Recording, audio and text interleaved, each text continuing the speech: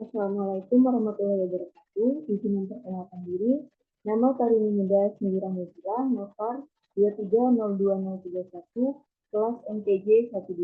Pada kesempatan kali ini, saya akan menjelaskan materi mata kuliah karakteristik kendaraan bermotor pada bab sistem rem.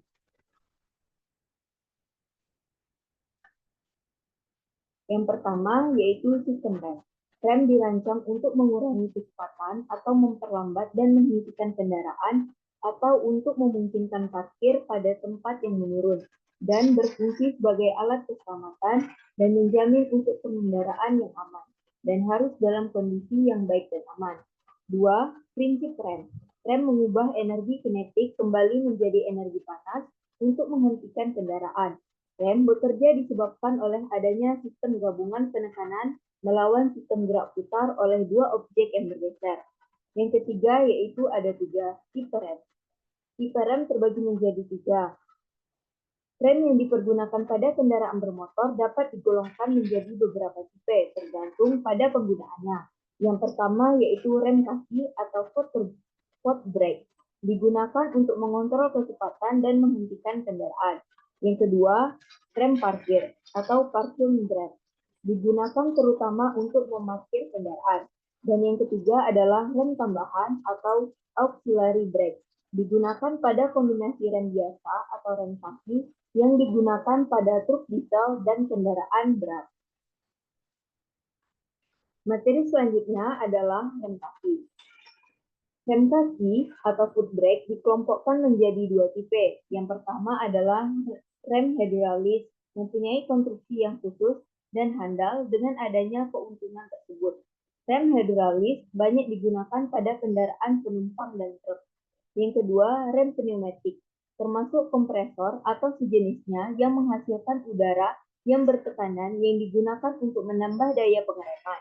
Sistem rem ini banyak digunakan pada kendaraan berat seperti truk dan bus. Selanjutnya adalah mekanisme dari rem kaki. Yang pertama adalah master silinder.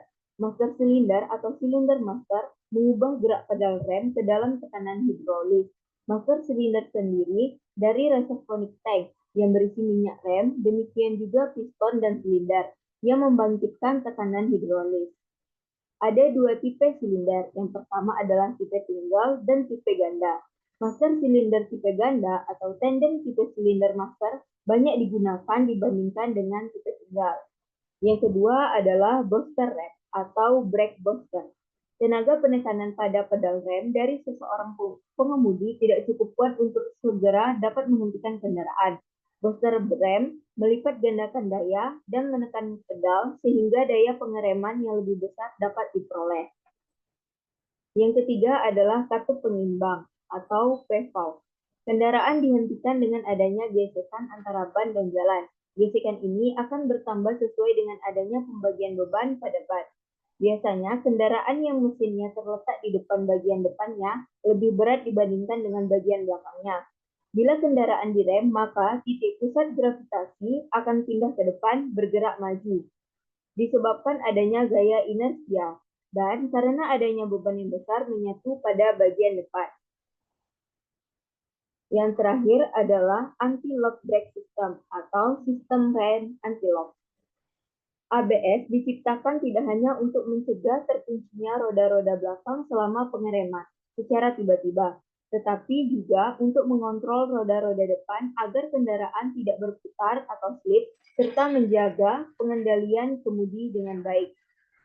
Nah, pada gambar di PPT sudah ada tata letak komponen-komponen atau sisa yang ada pada rem. Selanjutnya ada fungsi dari komponen-komponen tersebut.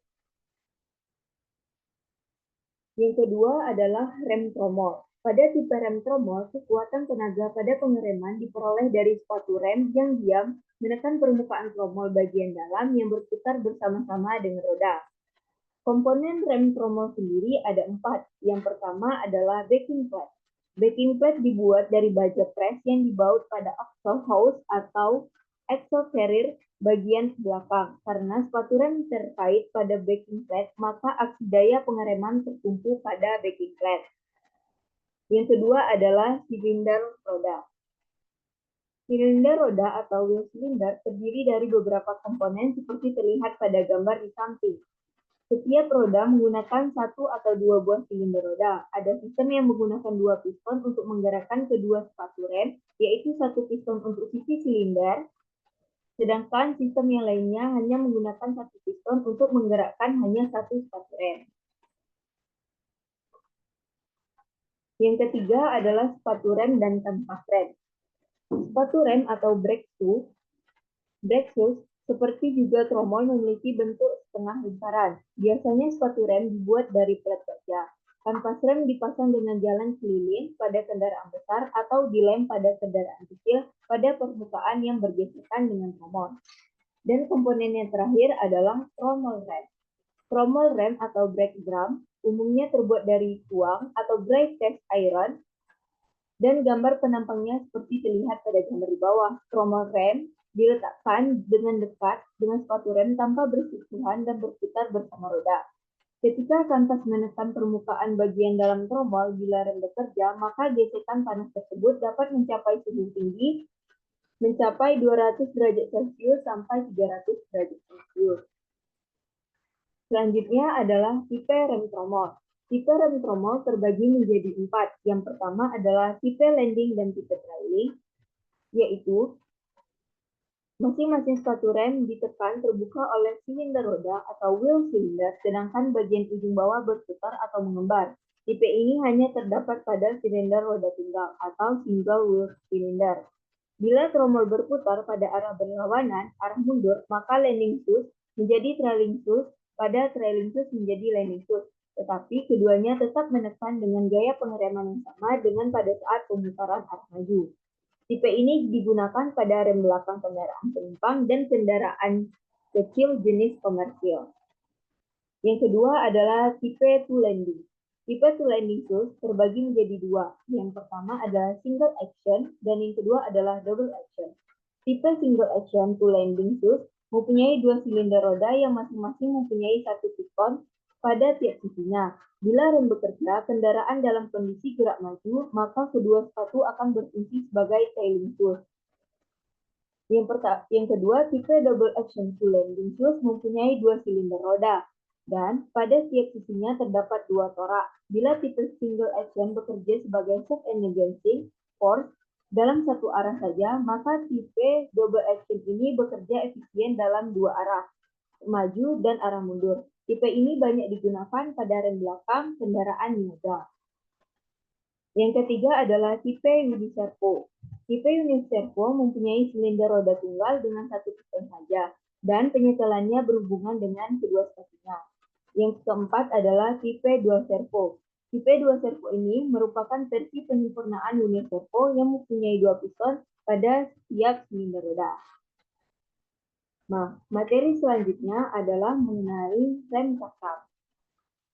Rem cakram atau disc brake pada dasarnya terdiri dari cakram yang terbuat dari besi tulang atau disruptor yang berputar dengan roda yang bahan gesek, yang mendorong dan menjepit cakram. Daya pengereman dihasilkan oleh adanya gesekan disc pad dan cakram. Nah, untuk komponen dari rem cakram sendiri ada terbagi menjadi dua. Yang pertama adalah piringan. Umumnya, cakram atau piringan disc rotor dibuat dari besi tuang dalam bentuk biasa atau solid dan berlubang-lubang untuk ventilasi. Tipe cakram lubang terdiri dari pasangan piringan yang berlubang untuk menjamin pendinginan yang baik. Kedua-duanya untuk mencegah fading dan menjamin umur pad lebih panjang atau tahan lama. Yang kedua adalah pad rem. Pad atau disc pad biasa dibuat campuran metalik fiber dan sedikit serbuk besi. Tipe ini disebut dengan semi-metallic disc pad. Pada pad diberi garis celah untuk menunjukkan tebal pad. Dengan demikian dapat mempermudah pengecekan keausan pad. Pada beberapa pad, penggunaan metallic plate disebut dengan explosive. Dipasangkan pada sisi piston dari pad untuk mencegah bunyi saat berlaku pengereman. Materi selanjutnya adalah jenis-jenis kaliper. Jenis kaliper sendiri terbagi menjadi dua. Yang pertama yaitu tipe fixed caliper atau double piston, dan yang kedua adalah tipe floating caliper atau single piston. Tipe fixed caliper atau double piston dipasangkan tepat pada axle atau strut seperti digambarkan di bawah. Pemasangan caliper dilengkapi dengan sepasang piston. Daya pengereman didapat bila pad ditekan piston secara hidrolik pada kedua ujung piringan atau cakram. Yang kedua, tipe floating caliper atau single piston. Pada rotor disk atau cakram, pada saat yang sama, tekanan hidrolik menekan sisi pad atau reaksi B ini menyebabkan kaliper bergerak ke kanan dan menjadi cakram dan terjadilah usaha pengereman. Nah, ini merupakan gambar dari jenis-jenis kaliper. Yang pertama, tipe fixed caliper, dan yang kedua adalah jenis-jenis dari tipe floating caliper. Selanjutnya adalah penyetelan otomatis celah rotor dengan pad. Bila pad menjadi tipis karena aus, maka cairan antara rotor dan pad bertambah dan memerlukan langkah pedal yang lebih besar. Selanjutnya, rem cakram selalu memerlukan suatu mekanisme penyetelan celah secara otomatis dengan mekanisme penyetelan tipe piston seal. Nah, untuk cara kerja dari penyetelan otomatis celah rotor dengan pad ini ada dua. Yang pertama, celah normal atau keausan pad tidak ada, dan yang kedua adalah celah terlalu besar. Nah, pada gambar di bawah merupakan gambar cara kerja yang pertama saat piston ditekan keluar, dan gambar yang sebelah kanan adalah saat tekanan dibebaskan. Materi yang terakhir adalah mengenai rem parkir. Rem parkir terutama digunakan untuk parkir kendaraan penumpang dan kendaraan niaga yang kecil yang mempunyai rem parkir roda belakang atau rem kaki atau rem parkir eksklusif yang dihubungkan dengan roda belakang. Nah, pada gambar di bawah merupakan tipe rem roda belakang yang di sebelah kiri dan tipe center brake yang ada di sebelah kanan. Untuk cara kerja rem parkir sendiri adalah tuas rem parkir ditempatkan berdekatan dengan tempat duduk pengemudi. Dengan menarik tuas rem parkir, maka rem bekerja melalui kabel yang dihubungkan dengan tuas.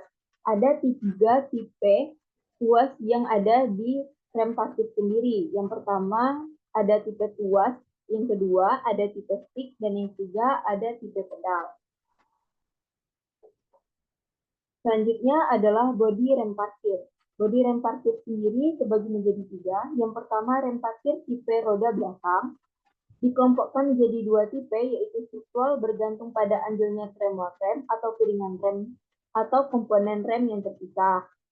Yaitu yang pertama pelayanan rem tipe sharing atau rem kaki, dan yang kedua adalah kendaraan dengan tromol. Dan yang kedua adalah kendaraan dengan piringan. Selanjutnya, tipe rem parkir devoted.